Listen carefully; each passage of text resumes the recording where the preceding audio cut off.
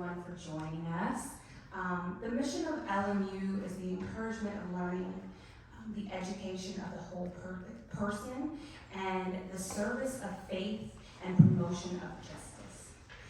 Led by Judith Carlisle, the Yoga, Mindfulness, and Social Change certificate course investigates the placement of modern yoga in today's world and how yoga, meditation, and reflective practices have a compelling history as agents of social change. It fosters practical skills and essential knowledge for yoga practitioners and meditators who want to translate their practices into socio-cultural and ecological activism. This discussion, Shaping a Better Future for Yoga, was born out of this class. And I am so proud to hand it over to the panel now for this discussion as we foster more community dialogue. Thank you. Thank you, Dan. Well, thank you, everyone. Welcome. Almost feels like we have less of more of a discussion space. So we'll be opening this up to have more conversation with all of y'all, maybe throughout this conversation, not just at the end. My name is Indy Rishi Singh, and I'm going to introduce them. Actually, maybe we can do a quick game to introduce you guys. But before we even do that, I do want to recognize and acknowledge, whether you want to close your eyes or keep your eyes open, but let's acknowledge our ancestors for a moment. You know, all of our ancestors, all of the different choices they had to make, the discernments, the practices they had to do, the way that they cultivated their relationship with the land, with each other, how they also had to deal with all kinds of different kinds of corruption or different kinds of assimilation of cultures, and wow, so many different things, and yet here we are to have this moment of connection, of synchronicity potentially, of maybe even also symphony of our ideas and where our dreams and visions, shared values can take us. So thank you to ancestors, thank you to the ancestors within us and around us, and maybe even for a moment thinking about our descendants, all the people that will come after us too, because we are going to become their ancestors. So what a wonderful responsibility it is for us to show up and as responsible ancestors for the future. And so when you're ready to come back into space, thank you so much for that opportunity to recognize, right? Not just the teachers, right? The babies too, right? The babies too. So here's a game we'll play. I'm going to challenge you guys to introduce each other, okay? But in only a sentence, okay? All right, so who wants to volunteer first for Iris, for Shuo? Who wants to volunteer for Shuo? Out of you three. Oh. Okay. Well, in one sentence, Shuo is a deep-rooted, compassionate person who has been an activist throughout her country before, and even now she leads activist efforts and heart-centered practices wherever she goes. Nice. Okay, Shuo, who do you want to do from these three? Who would you like to do? Megan. So Megan is an amazing yoga teacher. I never have experience before, and she's totally changed how the yoga teacher can be. And when I attended her class, I not feeling I am doing any practice, whatever. I have feeling I can reconnect with my heart strongly. So for me, she's like a fresh air. Yeah, it's really okay for me. Sure, that was longer than a sentence. Oh. Okay, it's okay. That was your thesis. And you're gonna edit it later, you know? Okay, cool. Megan, there's only one person left. No, this is you. Oh my god. I will introduce Courtney because she was really the impetus that put the fire underneath all of this. And the beautiful thing about that moment was that we all came together, and I think that was really the moment where the spirit of the social change program came together because we worked as a collective for something, and it was a beautiful experience. It's brought us to here together. So. Connector. All right.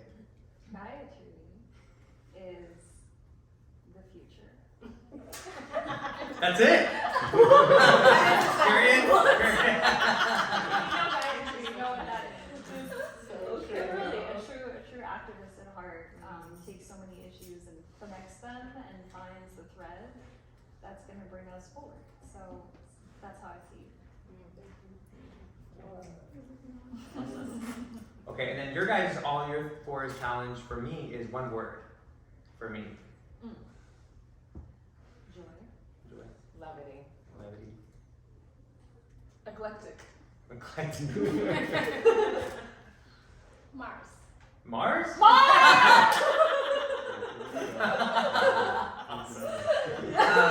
I like the chocolate bar too, so it's good. Great. So wonderful, and so let's jump into this conversation, shaping a better future for yoga, right? And I love that you guys called it shaping a better future, shaping. I want to just start with that, right? We can actually go over the semantics of it, right? And everybody has access. You all can I encourage you. Who here has read this letter? Raise your hand. Okay, so those of you who haven't, I encourage you to go through it. It's actually quite beautifully written. So it's really a piece of art as much as it is a petition. So I encourage you to read it and check it out because it kind of also gives us an idea how to be compassionate about asking for accountability and transparency and all the things that we value, the shared values we have. But why did you call it shaping? Shaping a better future. Why shaping? Well, because I think it's like yoga itself, it's not static, it continues to evolve. And so it was a process of, we don't have the answers, but we're raising some questions to all of you. I mean, this was addressed to Yoga Alliance, but it wasn't just for Yoga Alliance. It was really to bring the community into a bigger conversation about where are we now with yoga and where are we going with it? And what do we want to do together collectively to ensure that it continues to move forward with integrity? Anything you want to add on there about that? You got it. And in that sense, right, you guys came together to write this petition, but did it start as a petition? No, yeah.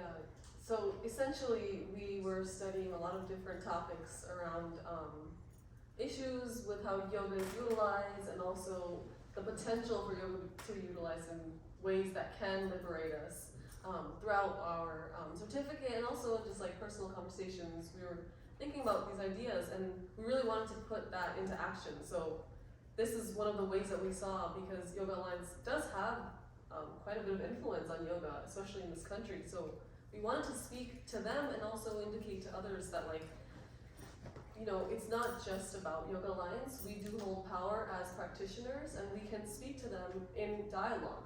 So we don't need to be afraid of authority. Ideally, we should work mutually in mutual leadership with them. Yeah.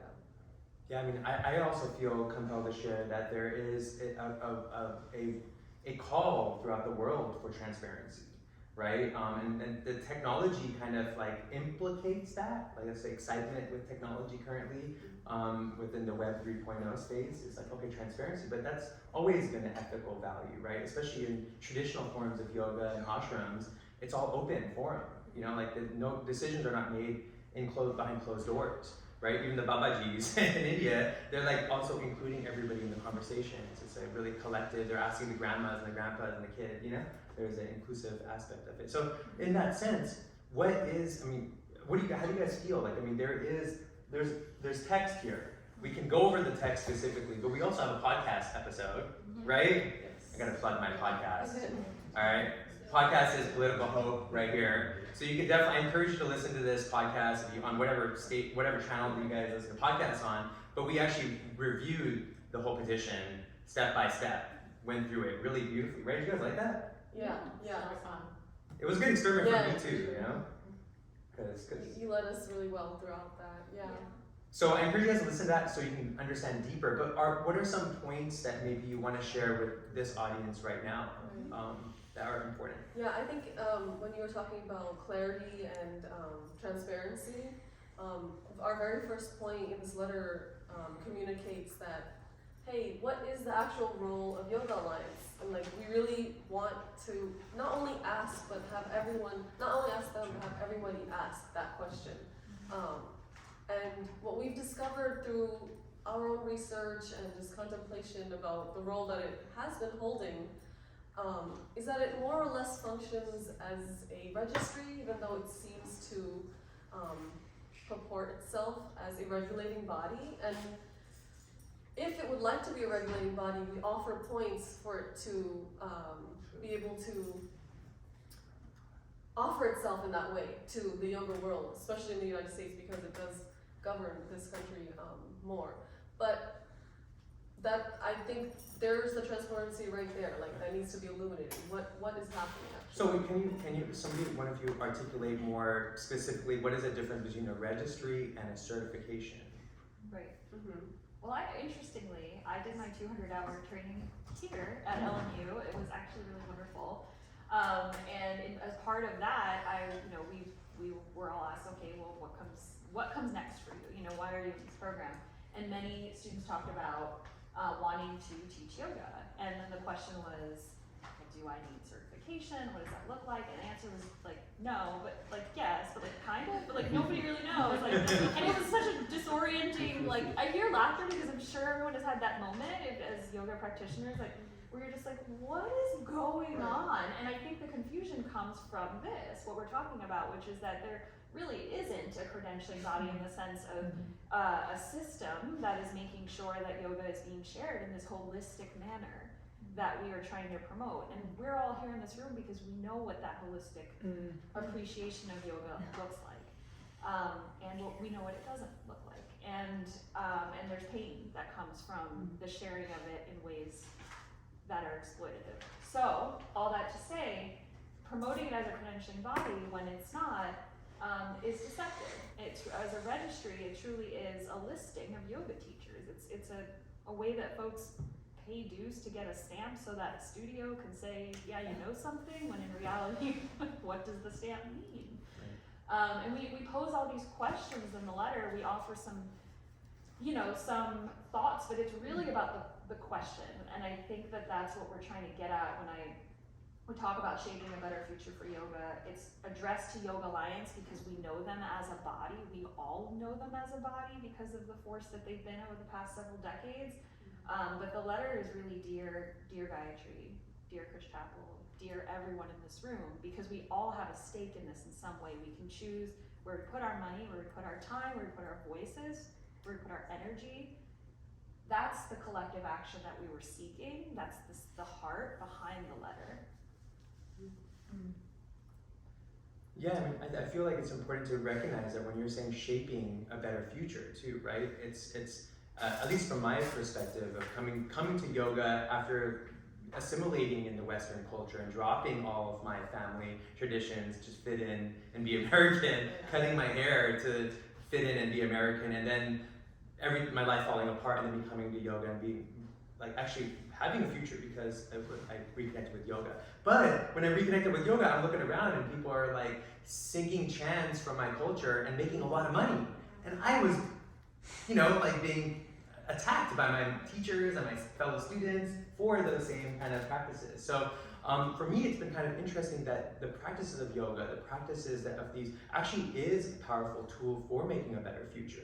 But then how can we make it inclusive? How can we make it accessible? And actually, by integrating the authenticity of it, how do we also make it have an impact in the world that we exist in? It's not just some like escapism or spiritual bypassing. It's actually something that's integrated in the system. We are. So in that sense, right, my invitation or ask of you guys is, where do you see, like, I guess more importantly, what is your ask of everyone? Because you brought this idea, everyone. What's your ask of the greater community with this call? Well, I think, as Courtney was saying, it's to really start to question and to have conversation. And I think one of the challenges that we all find ourselves in is that, because the standards are relatively low, and there's no regulation around what is being taught, then what we have is a lot of mediocrity that people just take as yoga. And so one of the things that we distinguish kind of straight away in the letter is the difference between capital Y yoga, which is, you know, the honoring of all aspects of history and context and philosophy and everything that comes with it. And then little y yoga, which is, I think, what a lot of us see on the surface in, you know, our mainstream commercials. You know, you see an advertisement for some sort of, you know, pharmaceutical, and there's like a bunch of people on the side of the ocean, like doing warrior two.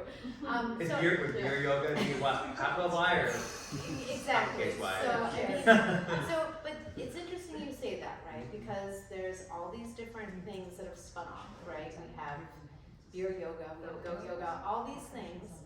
And this was a conversation that we would circle around over and over and over again. It's insensitive in many ways, and yet if it's a doorway for somebody, and you know, and this is where it's complicated. And that's why we want everyone to be involved in the conversation, because in no way are we trying to claim that we have the answers, but we have lots of questions. And I think we think that maybe through our conversations, we've made some headway with some possibilities that are interesting to contemplate. And I do want to speak on what you said earlier, because in terms of your background and my background, there's a similarity, and there's also like interesting political dynamics between Sikhs and Hindus from Punjab that needs to be recognized within our understanding of yoga. And ultimately what do bring us together is the yoga foundation underneath all of that. But the reason I kept bringing up the United States is because even in their like latest annual report, Yoga Alliance speaks about global standards and like what's happening in other, like having conversations in other countries, and it doesn't feel the cleanest because you know, teachers from India are not being recognized here if you're trained in India, and there's gurus that are coming who are not recognized by Yoga Alliance, and there's somewhat of like languaging around anything before the start of Yoga Alliance isn't really yoga. So that's a bit, it's a bit hard to, yeah, we're getting a lot of response. Reactions. Yeah, we're getting reactions from the I mean, audience. yoga isn't 50 years old. Yeah. So yeah, it's quite unsettling to see it taking place that way in this country, and then the unfortunate recognition of if we travel overseas, especially like South and East Asia, we see yoga in all of its expanded forms, and yet where is Yoga Alliance relevant in all of that? It isn't. Yeah, and also a challenge for that too is, you know, there's a really powerful idea that is actually very inherent in nature, which is a localization, right? Decentralization, the localization, that local knows better than a centralized entity, right? But this feels like this, Yoga Alliance feels like a centralized entity, and even when you look at the people who are making decisions for that, are they accessible to everybody? Are their decisions transparent to everyone? And that's very important. The less that's transparent, the more space there is for there to be a loss of integrity, right? Or just not a recognition of the different values and spaces and practices of yoga, right? So how do you imagine that to happen? Like what are the different ways that Yoga Alliance can become more ethical, or whatever you want to call it, more transparent, blah, blah, blah, blah. We're kind of moving, what are the different scenarios? Yeah, Solutions. Yeah. I mean, I think it starts with the transparency piece, because ultimately, one of the reasons, I think you need to say your piece about intention, because I think that's really important to start off with. Help me.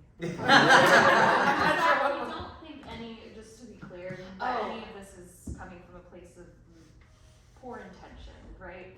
It's a series of forces that are at play in every institution, all of the isms, right, that come together and create sort of this is a way to make profit for many people, and that's how it's gotten transformed into a system with lack of transparency. So we ask for that, like honesty and being upfront with folks about what it means to have a Yoga Alliance certification. We talk, or registration, credential.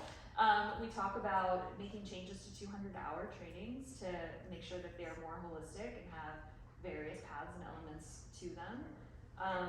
And we talk about adding some more conversation around what racism and appropriation looks like, so that folks can be aware of how they can share the practice of yoga to relate to your personal story in a way that does not cause harm Or exclude people. or exclude people.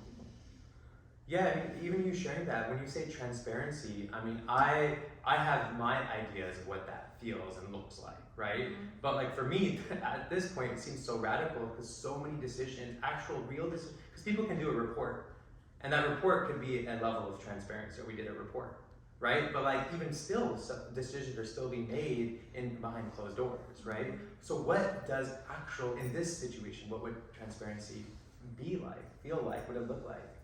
Yeah, I mean, even just the piece on profit, like, we can acknowledge that we all need to profit in some way to live in the type of structure of society that we have right now.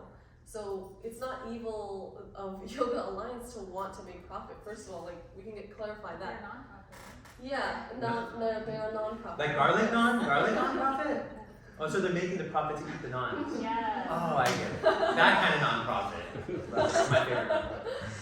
Yeah, I mean, but the reality is yoga teachers are struggling to make profit, you know, and I think Yoga Alliance does have an intention in helping them with that, and that should be clarified, that, you know, this is our intention, and how can we move with that transparency part comes in. And secondly, just that in order to come from a more ethical place, and we all speak about Satya, both Yoga Alliance and us, we've mentioned that as one of the ethical principles that to move with. Are we really practicing our yoga? Like, are we really centered and grounded, or are we getting disconnected in hierarchies of leadership and getting more and more just, you know, blurred from the reality of what's taking place? Oh wow, you got me charged up there because you know I when I was a city councilor, I was not a commissioner. I was a city commissioner in a city in the Bay Area for human relations, and one of the things I posed, because we were doing all this anti-racist stuff in the city, like there's a lot of performance of anti-racism, and then when I asked, like the city was getting audited, right? Like people in the city were getting audited for being racist, but like when I asked for the commissioners and the council members and the mayor and the staff to be audited, it was like, whoa, like no, we can't get audited. But why not? Like the ethics should be starting at the top down, and if it's not at the top down, then you could create any fake, performative, regulatory kind of thing, and it won't translate. So like, how would that look for the leadership of Yoga Alliance? Like, what would be the call for them to be practicing Satya? Like what is, and we got 5 people's ideas. We got people here in the audience who have ideas of that, but do you guys have any ideas of how could we hold them responsible first as leaders?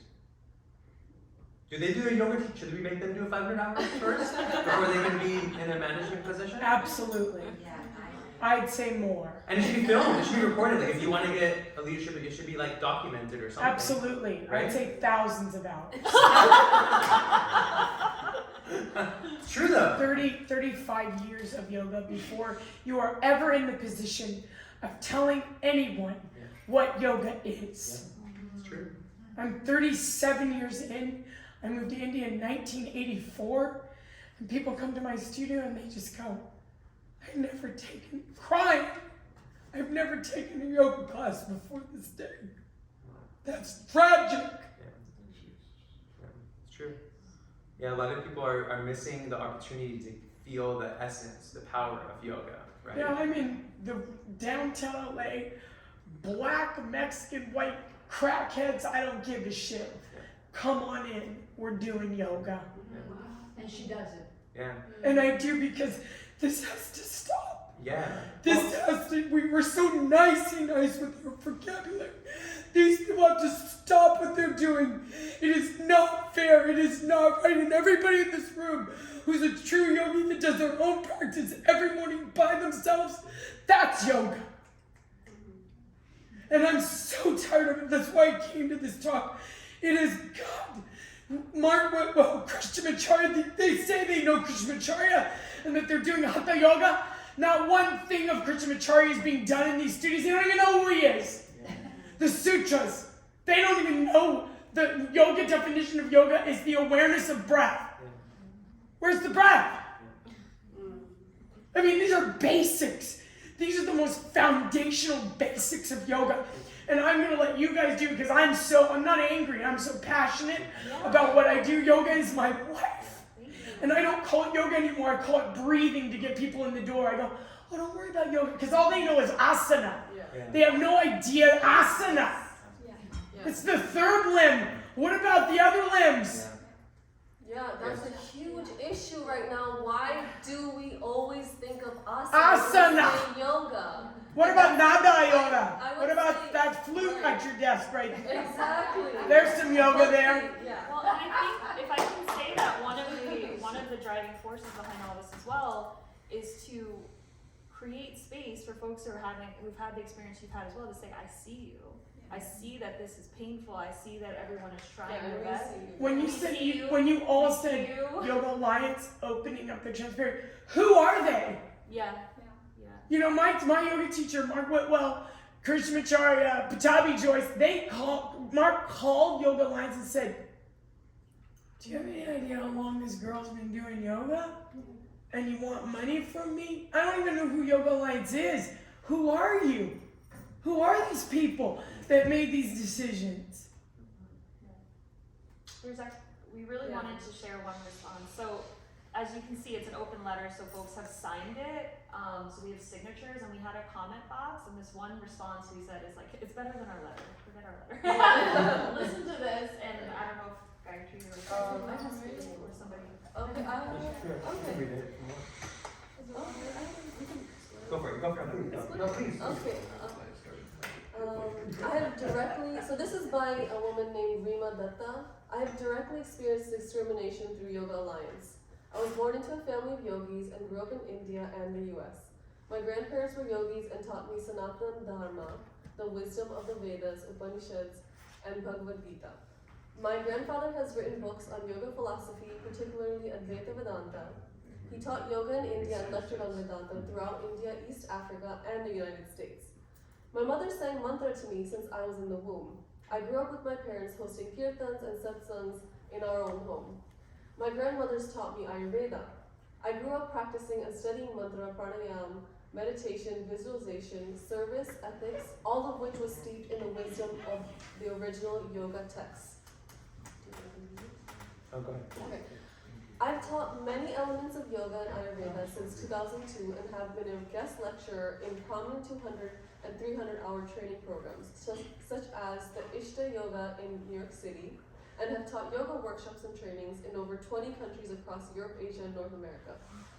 In 2016, I contacted Yoga Alliance to register an advanced yoga training in which I could offer a holistic approach to yoga. They dismissed my experiences learning the many elements of yoga from my family, only acknowledging trainings that are Yoga Alliance certified. This type of approach feeds into the misrepresentation and misunderstandings of yoga. Thank you, Meghan Maris and her team, for reaching out to Yoga Alliance, and she's just thanking us here. I support you and your team, and expanded recognitions of teachers, institutions, and reopening the grandfather period, which we learned from our research is actually a racist term from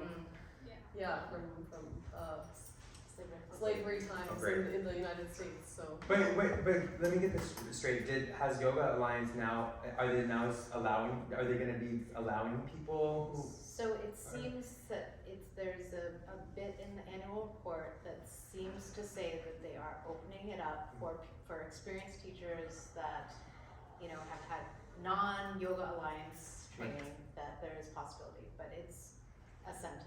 And it's still somebody's checking a box. Somebody's deciding that somewhere, not openly, open discussion. That I don't know. Okay. We would have to find that out from Yoga Alliance. So in that sense, right? Like moving towards a space of like heart tanking. I like to say heart tank at the thanking, right? What is the heart tanking for this? Like what are some actionable things that that Yoga Alliance can do? What are some actionable things that individual, like in this audience, can do, or individuals out there listening in the future, or yoga studios can do? Like, what are some actionable items? I mean, one thing I know that thanks to LMU, we've been in touch with Yoga Alliance, and that they were invited today, and we're hoping that we can continue to have conversations with them. Like, we're open to that. And part of our practice in all of this has been to try to stay open, as much as it hurts, right? As much as there's real harm happening, to have that window of opportunity.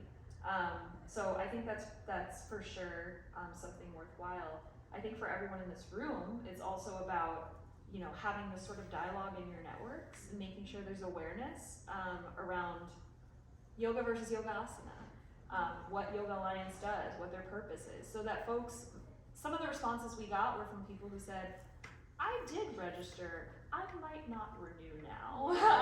And that's a choice that everybody gets to make, and people get to vote with their money and their, you know, their feet.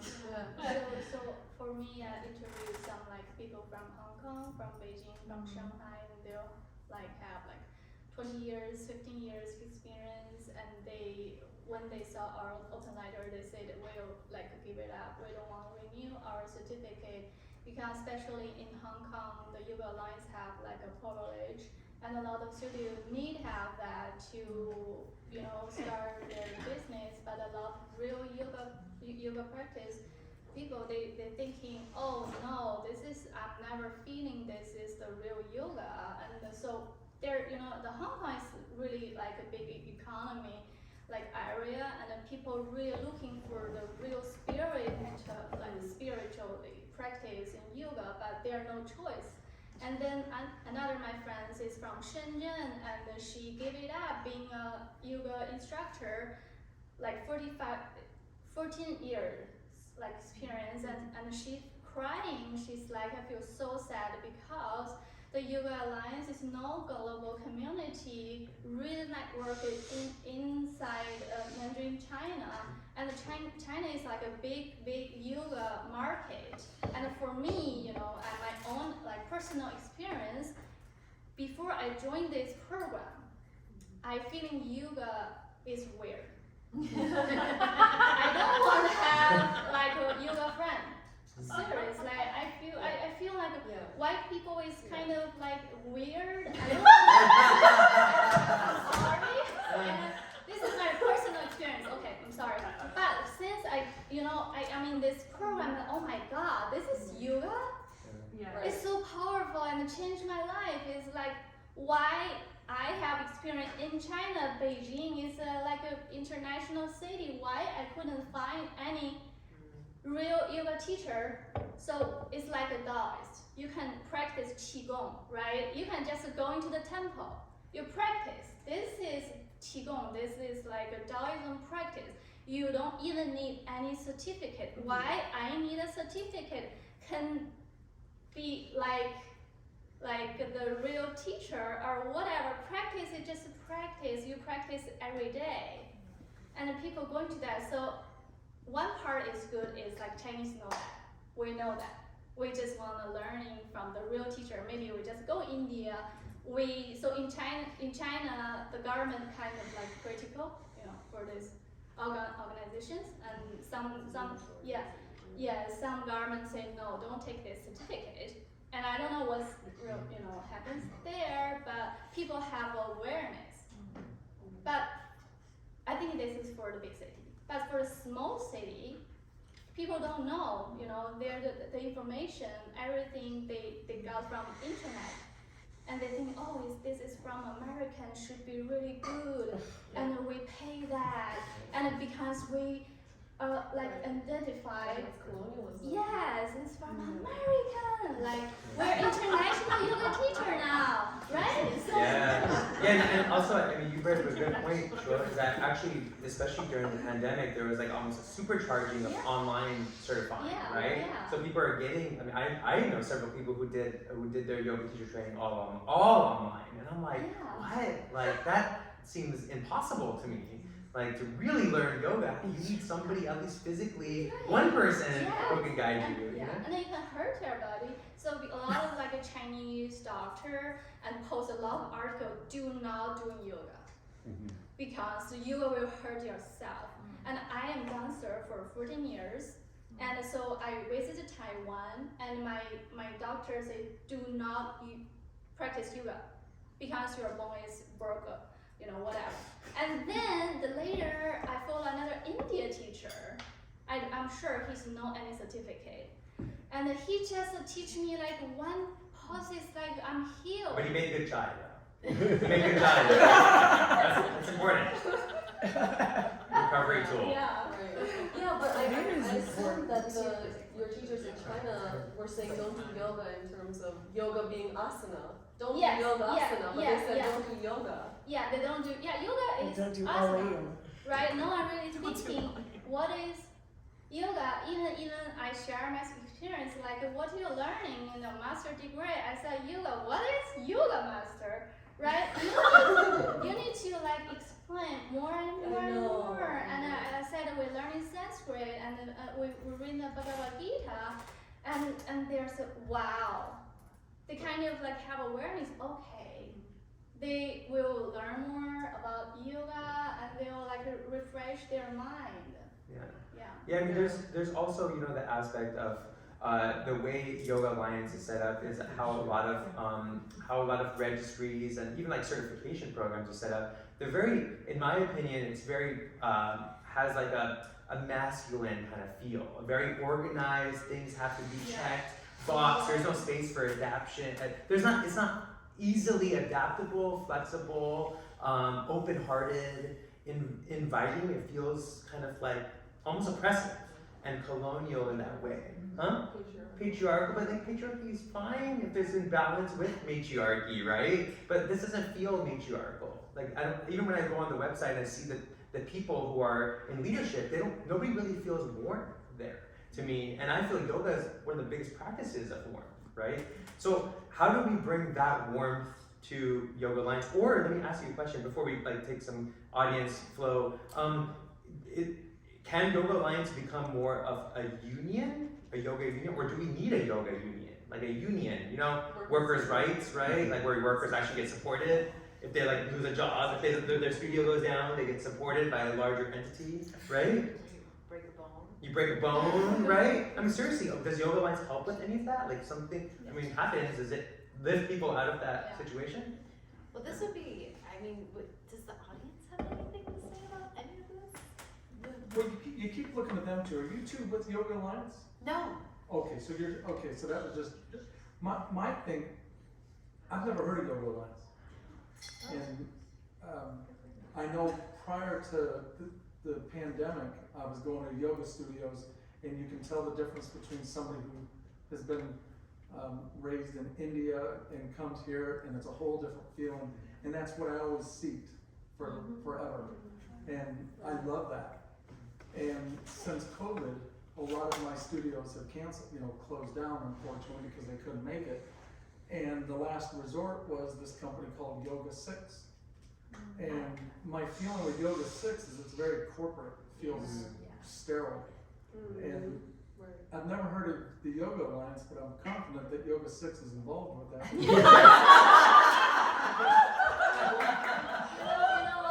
I know we laugh, but Yoga 6 is a franchised company. Yeah, It's just They all are. it's sweeping the country. Yeah. But then again, I'm listening to this conversation kind of confused because we all have choices.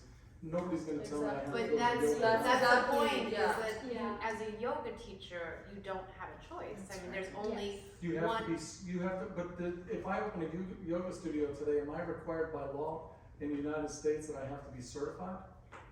No. Yeah, that's my. Because it's not a certification. But Yeah. Right. we don't need. You don't need to go to this. There's no state law yet. I think this is just some corporate organization that's going to profit. Because I remember listening to Brian Kest. I don't know if you guys know who he is. I remember him talking about how the United States just took this beautiful practice from India and just sabotaged it and threw it into the United States because if you go to Lululemon, you see what the United States has done. It's latte going in with their nose up. Oh, I'm gonna do yoga today. Everything's gonna be great. Yeah. I'm gonna come out. Exactly. Yeah, there's a whole yoga culture now that's like Yeah. capitalized upon. Yeah. Right. So we had, did somebody back there had their hand raised? Was it? No, yeah, no, I was just gonna speak to your question. It's a system that's in place, so no, it's not mandated by law that you have to get a membership to Yoga Alliance, but in order for you as a yoga teacher to have insurance, you need to have, it be attached to Yoga Alliance, because they wanna see your membership. And then if you have a studio, if you operate as a studio, again, you have to have insurance. Right. And in order to have insurance, you have to have a membership to some type of institution or institutional body.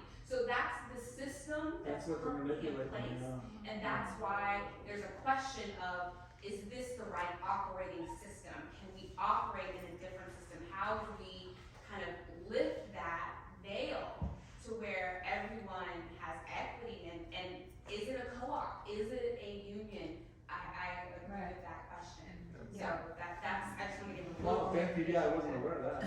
Yeah, and just to that point, at the So moment, I'm speaking to the mics because they're not able to hear something. at the moment, there is no other choice, right? And what is happening more and more is that if someone is a yoga teacher and they want to go teach at a studio, maybe such as They the have place to that you appoint. felt it was a quality experience, many studios are now turning to only Yoga Alliance certified teachers. So someone such as myself, who cannot be accredited, maybe now I can because they've changed their rules a little bit, but they wouldn't certify me because I was, again, before their accrediting. If I wanted to try to go and teach at one of those studios, they wouldn't hire me for that reason, even though I've been teaching for 23 years. Wow. Although, I want to say something to this, Please, and maybe yeah. I shouldn't be saying this out loud, but I think it's such an unorganized bunch that they don't even know how soon or how recent you have renewed. And then you call, it takes forever to speak to somebody to try to get to the portal, to get the upgrade, right? From the 200 hours to the 500 hours to the accurats, the other things, what's it called, CAP and those things. So I actually, a couple of years ago, was like, forget it, I'm not renewing. What is this even? What am I renewing? What kind of alliance do I have from these people? Nothing. So, and actually I'm teaching at a very mainstream studio, and they want certified teachers, Yoga Alliance certified teachers. I'm there. Okay, so just Yeah, saying. but you do bring up a good point that systems like this that become centralized, all around the world, centralized systems do start to degrade in their ability to practice bureaucracy. Like they're not efficient in their bureaucracy. Because centralization does that. Totally. But like yoga is literally all over the world with different cultures. It needs to be more localized. But what I want to say is even because it is so unorganized and such a poor company or whatever they are, it's kind of interesting that, profitable maybe, but yes, you know what I mean. What is interesting is that in India, I took one of the 500-hour teacher training, and they were so proud to say that they were Yoga Alliance, but was there anyone check? I mean, I know I had an amazing experience, don't get me wrong, it was by far richer than any of the other teacher trainings. Did they that give you I good did. chai? They gave me amazing time. Then it's certified. If you got good chai, that's a certification. Totally, I agree with you. But what was interesting is that they also were so eager to keep on feeding all of us that they had the Yoga Alliance thing. And what I hear from you is that the Chinese people think that the Yoga Alliance teachers are only good because they're from America, even forgetting that India is the country that the yoga practice comes from and was born in. That's outrageous. This is fucked up. I'm sorry. So we don't have. I wish we could have more time. I mean, this conversation deserves so much more time. And want to acknowledge all of you guys for showing up. Thank you. Let's continue this conversation. And I want to throw it out to you guys. We talked about this earlier, but maybe the first initial practices of transparency are possibly holding some conversation that's virtual every month. That Yoga Alliance can come and enter into as well, but any of us that have ideas can throw into that taught, and creating something transparent. So if it's not Yoga Alliance, then maybe it's a yoga union. Yeah. And it starts with just meeting regularly with the intentions to have something that is supportive and honest. Right. Is that cool? Yeah, that was that'd be great. helpful. What do you guys need to make that happen? Like, what do you guys need to make that happen? We'll reach out to the Yoga Space newsletter and whoever's here, maybe they can join that.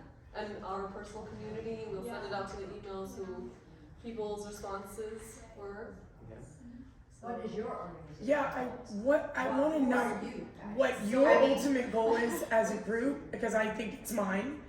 And how do we Yeah. mobilize? Yes. I'm sorry to get very activist here. I want to change this completely. I want to know who up there has even done half the amount of hours of yoga that I have. Who are they? And if they haven't, I want to overthrow the entire corporation and change it, because what this gentleman over here doesn't understand is that he needs to hear this. Young children come in, they take my classes, they're blown away, they're in their 20s, and like, sure, I just want to do your teacher training, but it's like, you just did it, babe. You don't need that to do your yoga practice by yourself every day. So the thing here is, what is Yoga Alliance? What is their purpose at all, if not to just make a bunch of money and put it in their pocket? And we need to be real about that, because that's all it is. Yeah. That's all it is. That's their purpose. So somebody from LMU, one of you guys should jump on their board of directors and start controlling. Well, even like my also caution with that is it never takes just one person. Yeah. Your organization like this, they're I'm in. built to It's last. grassroots. Right. Yeah. So- But that's the start. Yes. I don't know that much about Yoga Alliance, but I just have a basic question. Is if it sounds to me like you're a member of Yoga Alliance for the insurance, so that you can operate your yoga studio or teach yoga.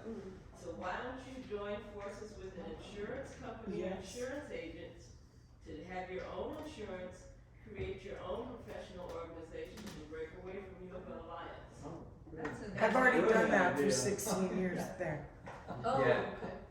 I Yeah, have my that's- own insurance. I don't operate with them.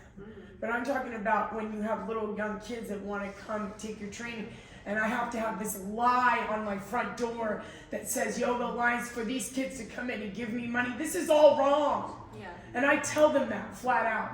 This is not right.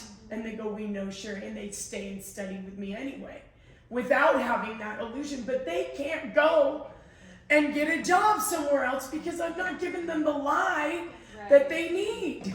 Right. Right. That's the truth. That's the truth.